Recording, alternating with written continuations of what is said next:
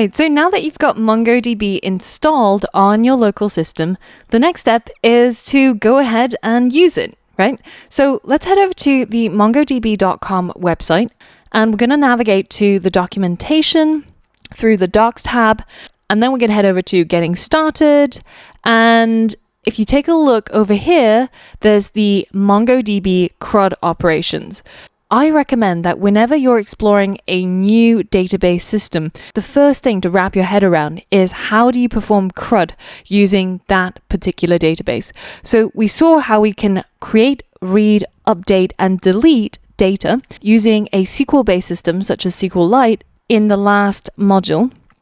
In this section, we're going to look at how we can do that using MongoDB on the command line. So this is the time to open up your Hyper terminal, and after the prompt, I'm going to type MongoD, or some people call it MonGod, and this will spin up our Mongo server when you hit enter. Once you see waiting for connections on port 27017, then you are ready to go. This is kind of similar to how we had localhost 3000, but in this case, we've got a local database that's being served up on this particular port. So now, if you go into Shell and New tab, or if you take a look here at the shortcut, which on Mac is Command T, then we can open up a brand new terminal. And this is a different connection because if you notice here, while our MongoDB database is running, we actually don't see our prompt. We can't type something in here, and we can't, for example, CD over to the desktop over here because we don't have an active connection to our terminal. This terminal is connected to the MongoDB database. In our new terminal, however, we do now have a prompt, and we can now tap into the Mongo shell. And to do that, the keyword is Mongo without the D. And now if we hit enter and you see your prompt being changed to this angle bracket, then you are ready to use the Mongo shell. So the Mongo shell is basically just a way for us to be able to interact with our MongoDB databases on our local system using the command line. But before we create our brand new database, it's good practice to take a look at what databases we already have. How do we do that? Well, if at any point you get stuck and you're inside the Mongo shell, so you've got your little angle bracket showing there, you can always type help as a cry for help, and you will be able to get a helpful list of things that you can do while using the Mongo shell. So the one that I want to highlight to you is this one, which is the command show DBs. And this shows the names of the database that we currently have on our local system. So let's go ahead and try that out. Show DBs. Hit enter, and you can see that by default, when you install MongoDB, it comes preloaded with 3 databases: admin, config, and local. And you can see that all of them are taking up 0 gigabytes of space because they're completely empty. This is what it would look like if you have a brand new configuration of MongoDB. So let's go ahead and create our very first database. And to do that, all we have to do is type use, and then we specify the name of our database. So let's say that I wanted to create a database again for my shop. So I might call my database shopDB. I can write use space shopDB and hit enter. So now Mongo tells me that I've switched to the database that is called shopDB. But if I go back and I write show DBs, I don't see shopDB anywhere. Well, that's because for it to be listed, it has to have some content. So we first have to give it some data. We're now ready to tackle the C in CRUD and see how we can create data using MongoDB. If you ever want to know which database you're currently in, you can always type DB, hit enter, and it tells you that you're currently working within the shop database. So how do we create data in our database? This is the time to head back over to our documentation where we've got the MongoDB CRUD operations explained to us. So what we want to do is to create, and you can see that in order to create one entry or many entries into our database, the syntax looks something like this. We write db.create collection, and this collection is actually the name of a collection. And if that collection name doesn't currently exist, then by writing this line and by executing it, it will actually create that collection. And then we use a method such as insertOne or insertMany. And this is an example of how you would use this method. So for example, if you wanted a collection called users inside your database, you would say db.users.insertOne, and inside the method insertOne, you would pass over a JavaScript object, which will be the document. So it will have fields and it will have values. And this pretty much follows the key value pairs that we've been seeing in JavaScript objects. Let's take what we learned here and let's implement it for our shop DB. So let's say db dot, and the collection that we want to make is the one that's called products. Collections in MongoDB is kind of similar to tables in the SQL world. They are a collection of documents. And a document is simply just a single data record. So that would be a single row if you were using a SQL-based database. If this collection products doesn't currently exist in our database, then by executing this line of code, it will create that collection called products. And then we write another dot and we call the method insertOne. And we open up a set of round brackets or parentheses. As the inputs for this method insertOne, we get to insert a JavaScript object. The product that we want to insert is the pen product that we had previously. So in this case, it will have an ID of 1. It will have a name of, let's say, pen. And it will have a price of £1.20. This is all the data that I want to add to each record or each document inside my products collection. And when I hit enter, my data gets added to my database. And now I can use the keywords show collections, and it will show me all the collections that currently exist in the current database, which remember is shopDB. So I've only got one collection, which is called products. And in my products, I've only got one entry, which is my pen product. This is how easy it is to add data to our database using MongoDB. And if you look at the documentation, you can see that you can either insert one or you can insert many. And if you click on it, you can see the syntax as well as examples for each of these methods. MongoDB is extremely well documented, and pretty much anything you want to do with it is explained really well through the use of graphics and examples in their documentation. So now it's your turn to create a new document using the Mongo shell, and you're going to create the second product in our products collection, which is the pencil product. Pause the video now, and in your Mongo shell, create the second product.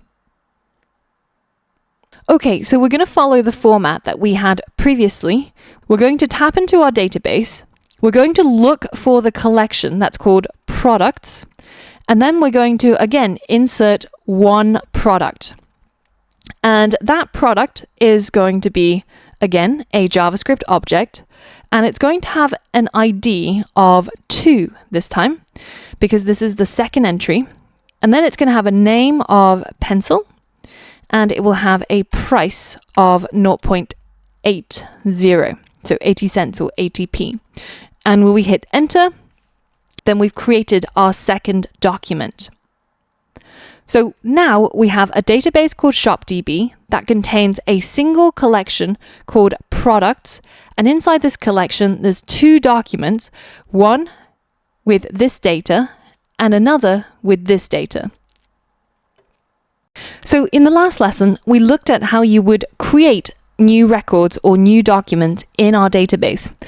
In this lesson, I want to show you how we can now read the data that's stored inside our database. Again, if we type in show collections, you can see we have only a single collection called products, but inside products, we can find all of the data. Heading back to our documentation, you can see that in order to read data from our database, we can use a method called find. Following the same format, we say db.thename of the collection .method .find. And inside the find method, we pass in a query criteria. In this case, they're looking to find data within the user's collection where the age is greater than 18. And if we click on this method, then we get taken to a detailed page on this find method. And we've got the definition, behavior, and examples all written out in this very long document. You can see the way that you use it is you pass in two parameters. One is query and one is projection, and they're both optional. So you can simply write db.collection.find with empty parentheses, and you will find everything. So let's try that. Let's say db.products.find, and then we'll leave the parentheses empty. And now if I hit enter, I bring up all the documents that are inside my products collection. And that is my pen and my pencil. But if you wanted to make a specific query for a piece of data in your collection, then you can add a query in there. And you can use query operators to narrow down on the data that you're going to get back. And the query operators include things such as greater than, or less than or equal. And you can combine your queries using the logical operators, and you have a very fine level of control in terms of what data you want to read from your database. For example, if we were to query our database for a specific record, we could say something like db.products to look inside our products collection, and we're going to use the find method. And inside the find method, we're going to specify our query. And we're going to use, again, that key value pair structure. So the query that we have is find me all of the documents where the name field is equal to pencil. And now if I hit enter, you can see that it only brings me the data where this name field matches my query criteria, which is pencil. And now I can read specific documents inside my collection or inside my database through the use of a specific query. Another query I could have, say for example, if I had loads of products and I only wanted to find the ones that were priced above $1, then I could say db.products.find, and inside the parentheses, I'm going to again add a set of curly braces and specify my key value pair. So in this case, I'm looking to find the documents where the price is greater than, so $GT:1. Here, I'm saying my query is based around the price of my records, and I'm looking for the ones where the price is greater than 1.0.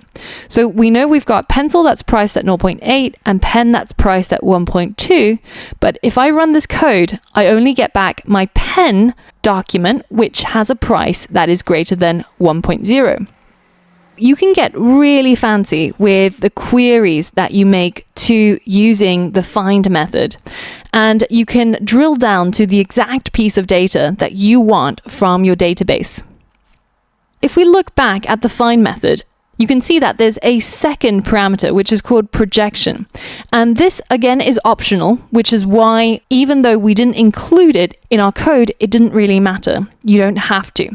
But you can include it if you wanted to specify the fields to return. If we head back to that CRUD documentation, you can see that for this particular query, they're looking for documents inside the user's collection where the age field is greater than 18, and their projection, or the fields that they want to return, are the name and the address. So 1 means true and 0 means false. So in our case, for example, we could say db.products.find, and we're going to find all the records that have a ID of 1. But then in our second parameter, we're going to put in our projection, so the fields that we want back, and we only want the name. If we close off this method and hit enter, then you can see we get back our document with the name and the ID. Now, whenever you use find, ID always comes back by default, but you can use the projection to set it to be false. So you can say, for example, ID as 0, and this will only give you the name. But the second parameter inside this find method is a way for us to specify which fields in the data do we want back. And in this case, we only want the name and nothing else. In this case, we want the name as well as the ID, which is included by default. And if we don't specify one, we get all the fields in that record.